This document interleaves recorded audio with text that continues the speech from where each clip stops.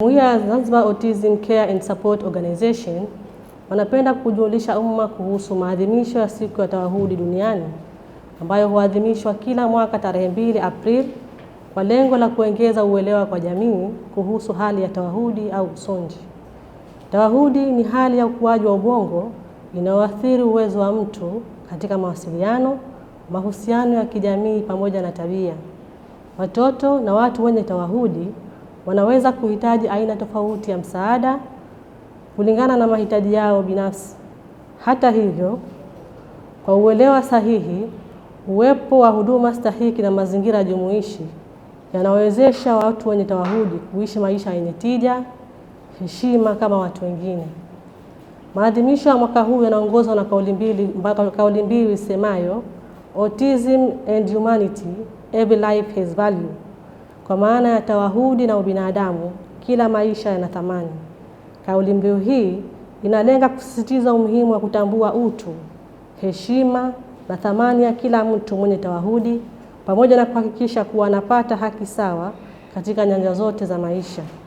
Aidha, inahimiza jamii kuondokana na unyanyapaa na badala yake kujenga mazingira jumuishi yanayowawezesha watoto na watu wenye tawahudi kushiriki kikamilifu katika maendeleo ya jamii.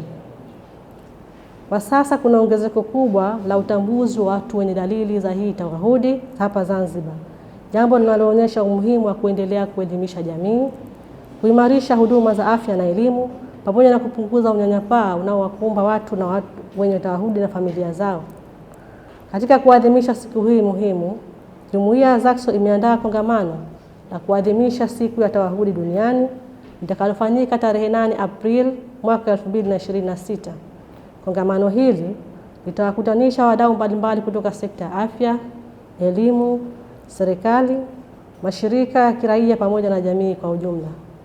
Lengo la kongamano hili ni kuongeza uelewa kwa jamii kuhusu hii tawahudi, kuhamasisha mtazamo chanya na jumuishaji kwa watoto na watu wenye tawahudi, kutoa jukwaa la kubadilishana uzoefu na kujadili changamoto katika sekta ya elimu, afya na jamii, kuunganisha wataalamu na wadau ili kushirikiana maarifa na mbinu bora za kuwasaidia watu wenye tawahudi, kuweka mikakati ya pamoja ya kuboresha huduma za afya, elimu jumuishi na msaada wa kijamii, kuweka mikakati ya pamoja katika kuboresha huduma za afya, elimu jumuishi na msaada wa kijamii, kuhamasisha ushirikiano katika serikali, sekta binafsi, mashirika yasiyo ya kiserikali na ya kijamii, kuhakikisha watu wenye tawahudi wanapata haki sawa katika elimu, afya na fursa za kijamii.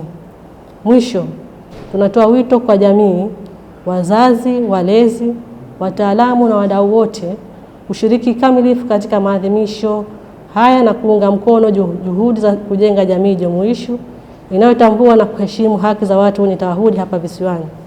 Kwa pamoja, tunaweza kujenga jamii inayokubali tofauti na kutoa fursa sawa kwa kila mtu.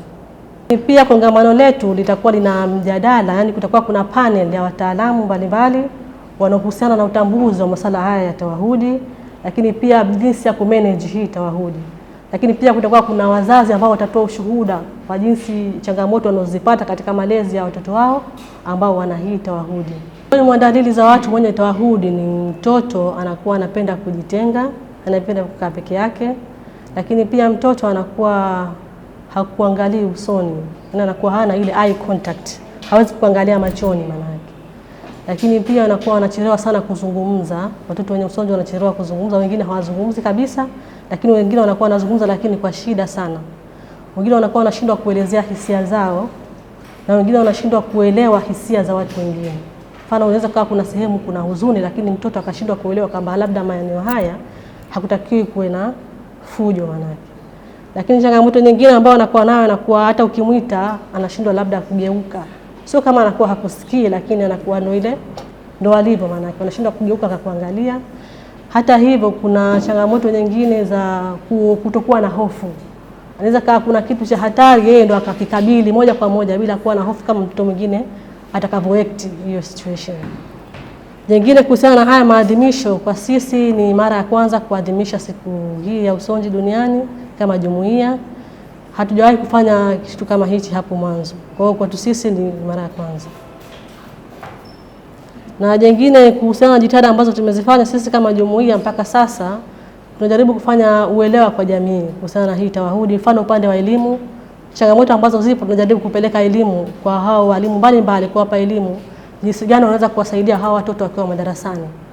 Lakini kwa upande wa afya tunajaribu kuunganisha wazazi na wataalamu wa afya kwa ajili ya kuwapa ushauri, mbinu na njia mbalimbali za kuweza kuwasaidia watoto wao ili waweze kujihudumia wenyewe wakiwa majumbani.